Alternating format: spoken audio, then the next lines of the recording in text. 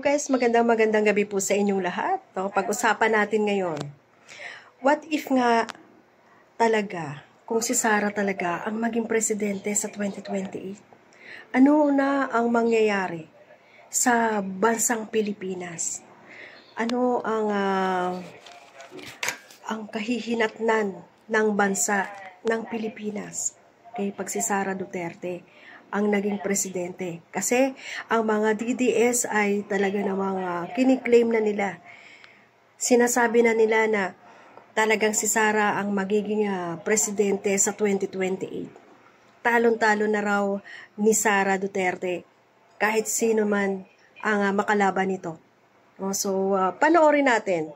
Meron ako ipapanood sa inyo ngayon. Kung kulang pa, ay mag-comment na lang kayo kung ano nga ba ang pwedeng mangyari sa 2028 pag naging presidente si Sara Duterte. Mangyayari kapag si Sara Duterte na ang susunod natin Pangulo sa 2028. 1. Lalaganap ang graft and corruption. 2. Mapapauwi si Digong nyo. 3. Maabswelto si Quiboloy. 4. Maibenta ang West Philippines Sea. 5. Magiging probinsya ng China ang Pilipinas. 6. Magkakaroon ng tukhang double barrel. 7. Babagsak ang ekonomiya ng Pilipinas. 8. Si Baste ang magiging anti-drugs at crime czar. 9. Maabswelto si Harry Roque at magiging chairman ng PAGSCOR para maibalik ang Pogo. 10. Si Quiboloy ang magiging divine spirit advisor ng Pangulo. 11. Babalik ang ROTC. 12. Si Maharlika ang magiging general manager PCSO. 13. Si Kitty Duterte magiging chairperson ng MTRCB. 14. Maabswelto si Alice Guo at tatakbo ulit ng governor ng Tarlac. 15. Si Banat by tagapagsalita ng Pangulo. 16. Maabswelto si Atong ang 17. Davao na ang magiging kapital ng Pilipinas. 18.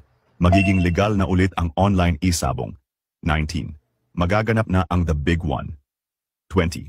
Maghihiganti sa mga Marcos. So, ayun. Grabe, no? Talagang, ewan ko ha kung talagang eto yung mangyayari, pero yung iba dyan, malamang, no? Malamang sa malamang yun ang mangyayari. Kaya, naku po, nakakatakot pala talaga pagka si Sara na yung yung naging presidente, biruin mo, yung EJK killing, magiging double barrel. Magiging probinsya na tayo ng China. Hala, grabe, paano pag naging probinsya na tayo ng China? Ano na mangyayari sa atin? Puro na lang ang mga product ng China, ibabato na rito lahat, puro peke na. Ganun ba 'yon? Grabe, no? Tapos maghihiganti kay Marcos. Anong nila kay Marcos? Gagawa nila ito ng kaso. Pipilitin nilang gawa ng kaso at pipilitin nilang ikulong si Marcos. Ano pa ba? Lahat ng bumatikos noon kay Duterte, kukulong nila. Diba? Si Roque. Wow, si Roque mamamayagpag. Yayabang na naman ang husto si Roque. Ano mangyayari kapag si Sara Duterte na ang susunod nating Pangulo sa 2028? 1. Lalaganap ang graft. Ayun, lalaganap ang graft and corruption. Magiging double barrel din to. Grabe yung, kung grabe ang graft and corruption nung panahon ng tatay niya, mas dodoblehin niya ito. Hindi na billion, trillion na. Baka na to, yung Pilipinas malulubog na talaga.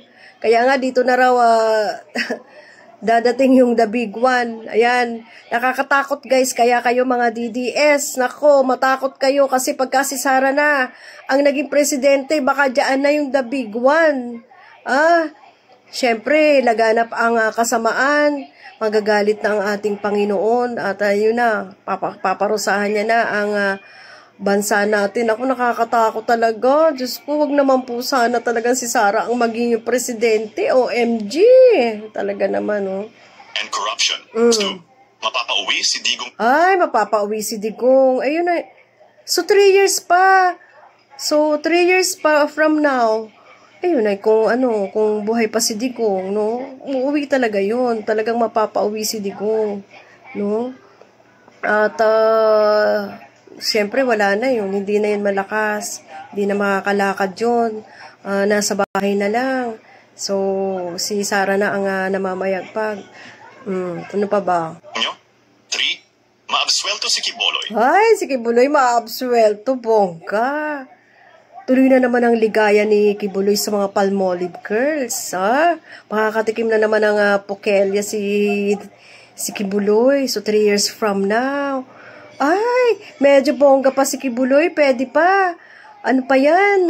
Palumpalo pa yan si Kibuloy. Wala pang 80 years old. O, si Digong nga, 80 years old na eh. Pero, umaamoy-amoy pa rin. Basta, maamoy-amoy pa rin si Digong. Naghahanap pa rin ng girl lalo. Diba? Ano pa ba? Maibenta ang West Philippines Ay, Sea. correct. May bibenta talaga yan. Wala na tayong West Philippines Sea. Wala nang pangisdaan yung mga kababayan natin doon sa may West Philippines Sea. No? 5. Magiging probinsya ng China ang Pilipinas.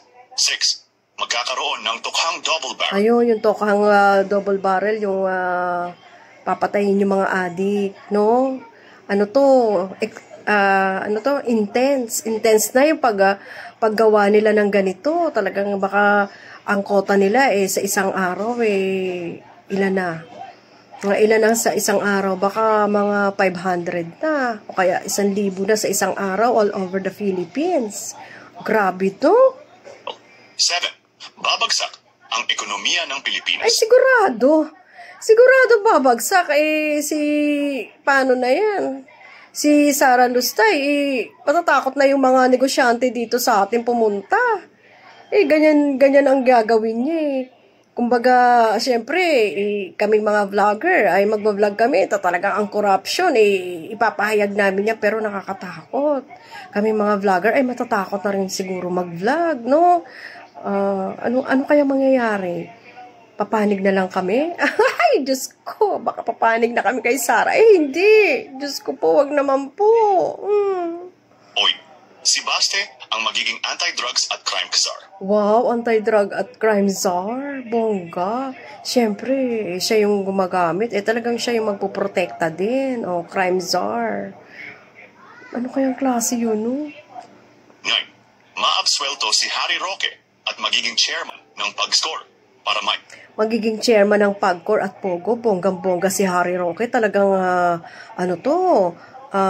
paldo-paldo na naman to si Harry Roque. Talagang tuloy ang ligaya nito. Bata pa to Talagang mamamayagpag siya in 6 years. Naku po. So, 6 years. Nakakatakot din yun. Matagal din yun, ha? Ay, naku. Ibalik ang POGO. 10. Si Kibuloy ang magiging Divine Spirit Advisor ng Pangulo. Divine Spirit daw ng Pangulo, bongga, syempre. Kasi kaalyado si Sara sa sa KOJC, no? So, KOJC na ang pambansang relihiyon, no? Sila na ang mamamayagpag kasi sila ang presidente, no?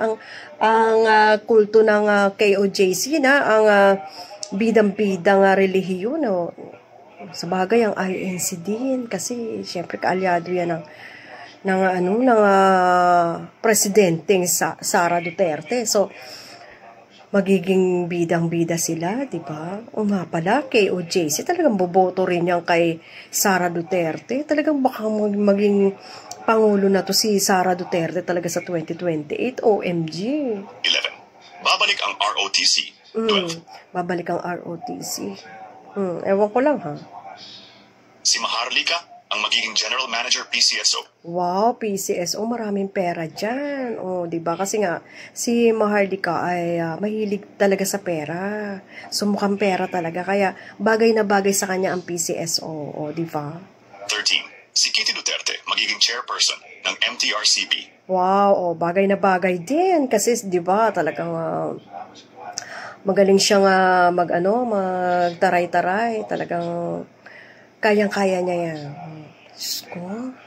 14. Maabswelto si Alice Guo at tatakbo ulit ng governor ng Tarlac. Ay, baka hindi lang governor ang takbuhin nito na Alice Guo. Baka maging senator na to. Di ba bongga, palong-palo. Talagang, hindi, Sige, governor, ano pa, kahit ano, senator, congresswoman. Pwede na itong tumakbo ng ganun, no? Diyos ko. 15. Si Banat. Bay tagapagsalita. Ay, spokesperson ng Pangulo, parang si Attorney Claire, si Banat Bay. Pwede.